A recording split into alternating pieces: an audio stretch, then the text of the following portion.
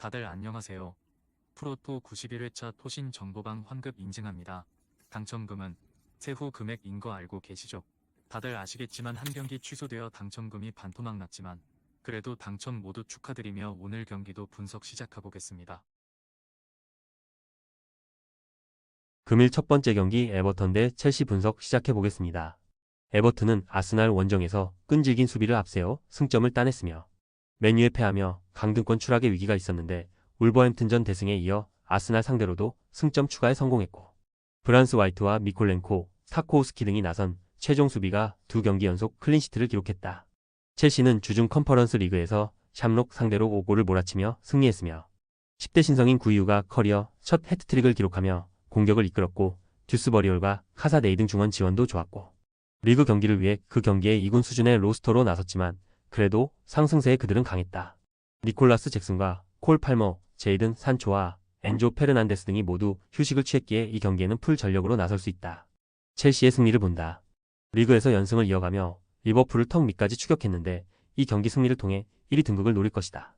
주중 경기에서 휴식하며 충분히 몸 상태를 끌어올린 팔머와 산초의 이선 지원 속에 잭슨이 상대 수비를 몰아칠 것이고 카이세도와 엔조가 중원을 장악할 첼시가 승리할 것이다. 금일 두 번째 경기 풀럼 대 사우샘프턴 분석 시작해보겠습니다.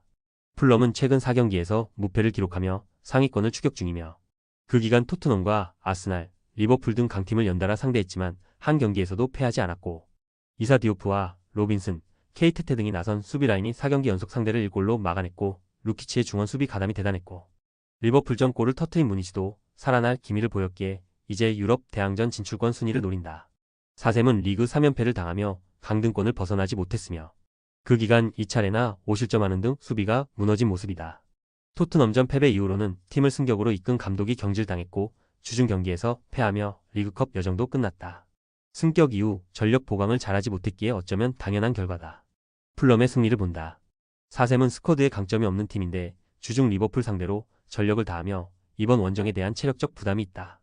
아리보와 다운스 등이 중원에 나설 텐데 루키치와 페레이라 등 풀럼 중원의 활동량에 고전할 것이며 히메네스와 무니즈가 집요한 침투로 기회를 노릴 것이고 이워비의 측면 지원이 있을 풀럼이 승리할 것이다. 금일 세 번째 경기 레스터시티 대 울버햄튼 분석 시작해보겠습니다. 레스터는 지난 라운드에서 뉴캐슬에 완패했으며 원정에서 메가티어와 엘카누스 등 최근 경기력이 좋았던 이선 공격수들을 앞세워 승리를 노렸는데 경기 내내 모멘텀을 가져오지 못했기 때문에 강등권과 거리를 벌리지 못했고 이번 홈 경기를 통해 반등이 필요하고 그래도 홈에서는 최근 웨스트햄을 잡고 브라이튼도 압도하는 등 경기력이 나쁘지 않았다. 울버햄튼은 풀럼 원정 승리 이후 4연패를 당했으며 겨울 이적 시장에 다시 마르세유 이적설이 나도는 황희찬이 돌아와 벤치 뎁스가 강화됐지만 라르센과 쿠냐 외에 상대 수비를 확실하게 공략하는 선수가 없고 수비 불안이 크다. 감독과 언쟁한 레미나가 주장 완장을 내려놓고 세메두가 차는 등 팀 분위기도 뒤숭숭하다. 레스터의 승리를 본다. 울버햄튼은 레미나와 안드레 등 네임밸류가 있는 중원 조합이 있다. 그러나 4연패 기간 동안 그들이 안정적으로 공수의 중심을 잡아주지 못했고 초우두리와 수마레가 중원에서 점차 주도권을 잡을 것이고 바디와 마비디디, 레이드가 상대의 수비 뒷공간을 넘나들 레스터가 승리할 것이다. 금일 네 번째 경기 맨유 대 본머스 분석 시작해보겠습니다. 맨유는 금요일 새벽 경기에서 토트넘에 패하며 리그컵에서 탈락했으며 솔랑케를 막지 못하며 0대3으로 끌려갔던 경기에서 저크지의 골이 나오며 한 골 차까지 추격했는데 손흥민에게 코너킥 골을 내주며 무너졌고 리그 우승이 어려운 이번 시즌이기에 유로파와 리그컵 우승을 노렸는데 이제 리그에서의 상위권 추격과 유로파에 집중해야 하는 상황이다. 본머스는 브라이튼전 패배 이후 3승 1무를 기록하며 6위까지 치고 올라왔으며 그로 인해 챔스로 갈 수 있는 4위와 승점 차가 3점까지 줄어들며 이제 4위권 진입을 노리고 있고 에바니 우송과 클루이베르트, 세메뇨 등 한 시즌 내내 팀의 공격을 책임지는 선수들이 위력적인 시너지를 내고 있고 루이스 쿡의 중원 존재감도 확실하다. 웨스트햄전에서 극적인 프리킥 동점골을 터트린 위날은 슈퍼크랙 역할을 할 수 있다. 접전을 본다. 맨유가 홈의 이점을 누릴 수 있겠지만 3일간 이 경기의 일정을 소화하는 건 부담이다. 또 토트넘 원정에서 전력을 다하고도 패하며 탈락했기에 박탈감이 이 경기까지 이어질 수 있고 루이스 쿡과 크리스티가 중원을 두텁게 하며 홈팀의 공세를 막아낼 본머스가 승점 1점을 챙길 것이다. 금일 다섯 번째 경기 베네치아 대 칼리아리 칼초 분석 시작해보겠습니다. 베네치아는 코모 상대로 승점 1점을 따낸 이후 강적 유벤투스 상대로도 원정에서 승점 추가에 성공했으며 그러나 16라운드까지 2승에 그치며 여전히 최하위에 머물러 있고 핀란드 국대 스트라이커인 요우 안팔로가 시즌 초반 문전 앞 마무리를 잘했지만 최근 상대의 집중 견제에 고전 중이며 그래도 참파노와 부시오 등이 측면 돌파를 통해 위협적인 찬스를 만들고 있다. 칼리아리는 베로나전 승리 이후 연패를 당하며 강등권으로 추락했으며 밀란과 베로나 상대로 승점을 따내며 반등하는 듯 했지만 리그 선두인 아탈란타와 연승 중이던 피오렌티나 상대로는 승점을 따내지 못했다. 그래도 가브리엘 자파를 비롯해 예리미나와 앙겔로 등이 수비 라인을 물샐 틈 없이 지켜내고 있다. 접전을 본다. 베네치아는 최근 측면에서 유의미한 움직임을 가져가며 기회를 잘 만들고 있다. 이 경기는 그들의 홈이기도 하다. 그러나 원하는 최선의 결과를 얻지 못할 것이다.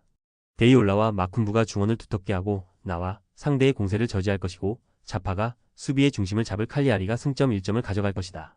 금일 6번째 경기 VFL 보움 대 하이덴하임 분석 시작해보겠습니다.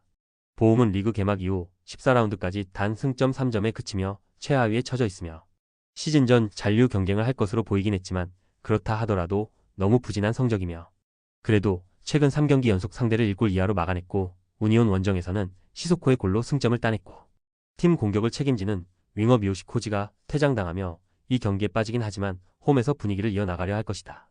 하이덴하임은 최근 5경기 연속 30점 이상하며 전패했다. 지난 시즌 승격팀이었지만 리그에서 좋은 성적을 내며 유럽 대항전까지 진출했는데 이번 시즌은 좀처럼 부진을 털어내지 못하고 있다. 컨퍼런스 리그에서는 24강 플레이오프 진출이 유력하지만 강등되면 큰 의미가 없기에 리그에서 승점을 따내야 한다. 보움의 승리를 본다. 하이덴하임은 이틀 전 경기에서 전력을 다하고도 승리를 따내지 못했다.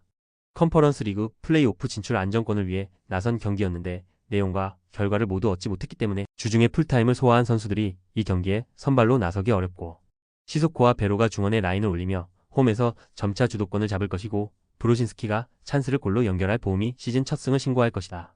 최종 조합은 영상 아래 고정 댓글로 말 걸어주시면 토신 정보방에서 무료로 공유해드립니다. 제발 손해보면서 토토하지 말고 다같이 웃으면서 즐겁게 베팅합시다. 함께 하실 분들은 부담 갖지 마시고 편하게 말 걸어주세요.